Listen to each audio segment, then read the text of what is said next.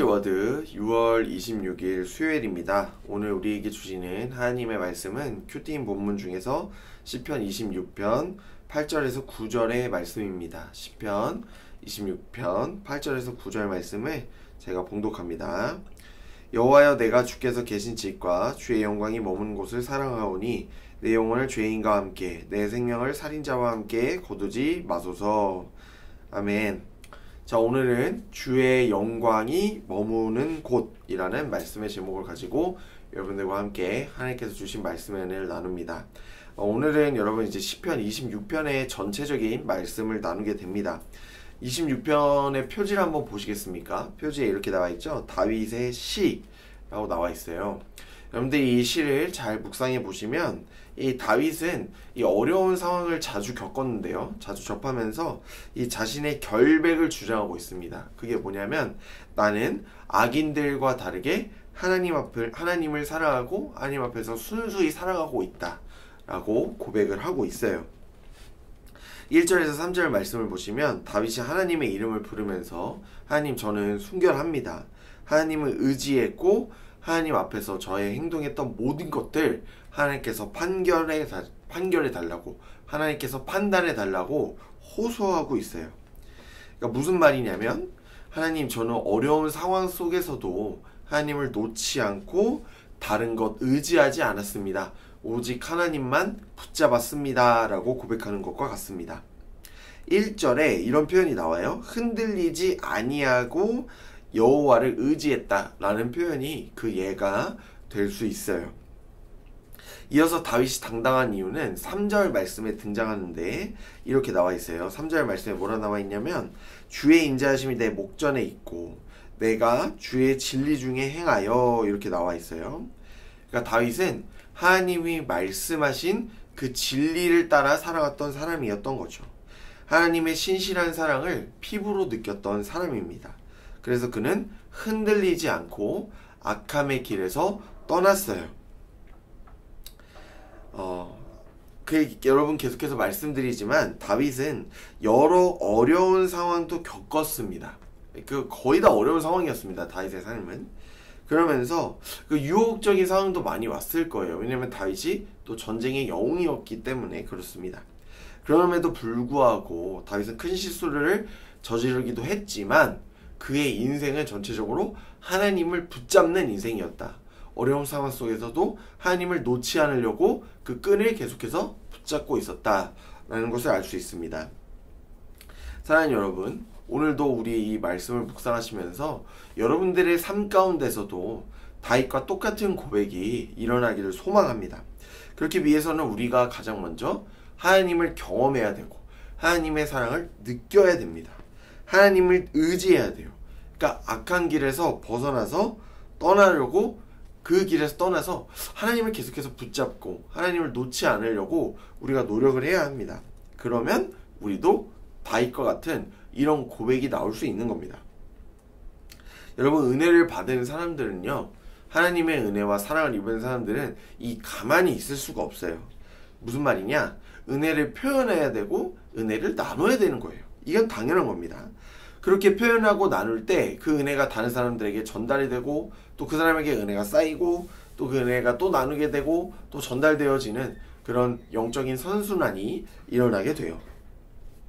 그래서 7절 말씀에 다윗은 이렇게 말하죠. 하나님을 향한 감사의 노래 내가 목소리 높여서 부르겠습니다. 또 하나님이 행하신 놀라운 일들 제가 노래로 만들어서 전하겠습니다 라고 합니다. 이 다윗의 그러면서 이제 다윗이 중요한 고백을 하는데, 오늘 8절 말씀이죠. 이렇게 나와 있어요. 여호와여, 내가 주께서 계신 집과 주의 영광이 머무는 곳을 사랑하오니 라고 말합니다. 그러니까 다윗은 이제 말하는 거죠. 하나님이 계신 그 집, 하나님이 계신 그 성전 제가 많이 사랑합니다. 하나님이 임하시는 곳, 하나님의 영광이 깃들여져 있는 곳 제가 사랑합니다 라고 표현합니다.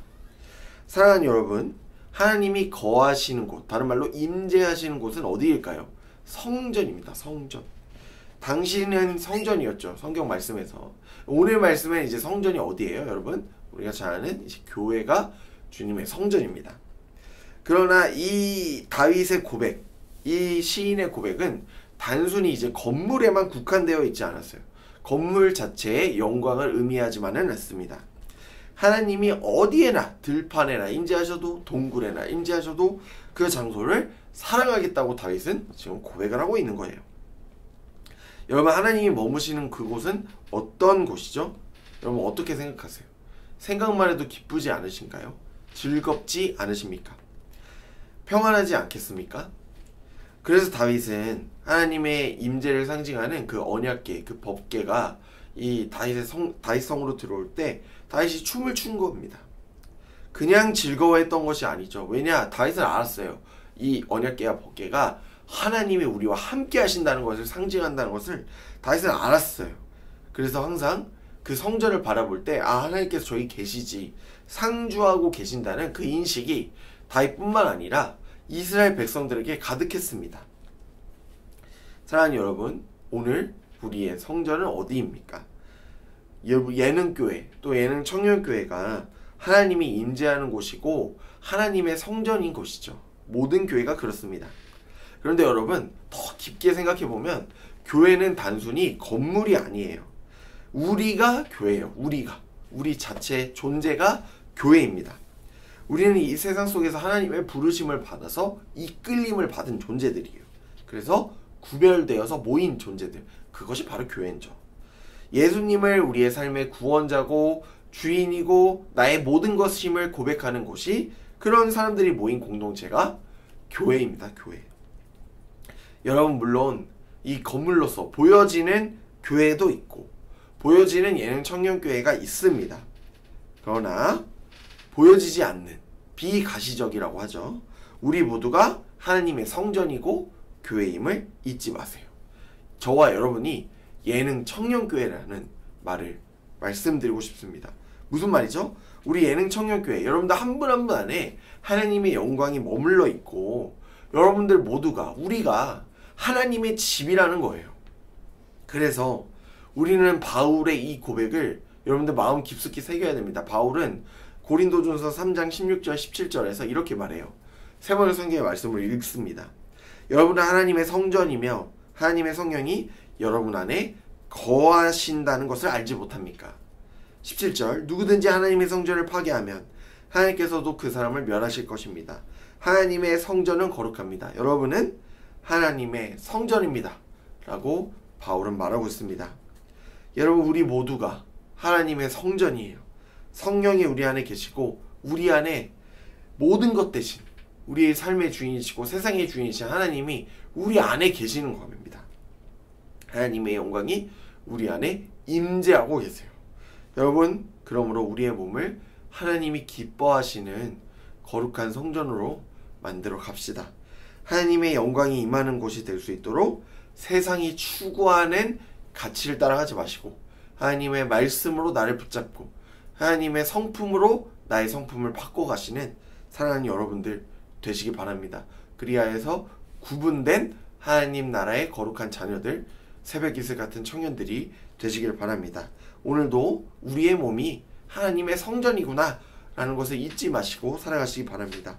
하루를 시작하며 하나님을 사랑하시고 여러분 하나님의 몸인 성전인 여러분들 스스로를 사랑하시고 잘 가꾸어 가시는 사랑하는 예능의 모든 청년들이 되시기를 주님의 이름으로 간절히 축복합니다. 시간 말씀을 기억하시면서 함께 기도합니다. 사랑의 하나님, 우리의 몸을 주님의 복된 성전으로, 거룩한 성전으로 세워주시니 참 감사합니다. 그 은혜에 감사하며 하나님, 우리의 몸을 하나님이 기뻐하시는 성전으로 잘 가꾸어가는 우리가 되게 하여 주옵소서. 하나님의 영광이 임하는 아름다운 처소가 될 수 있도록 날마다 하나님을 사랑하고 세상과는 구분된 복된 거룩한 초소가 되게 하여 주시옵소서.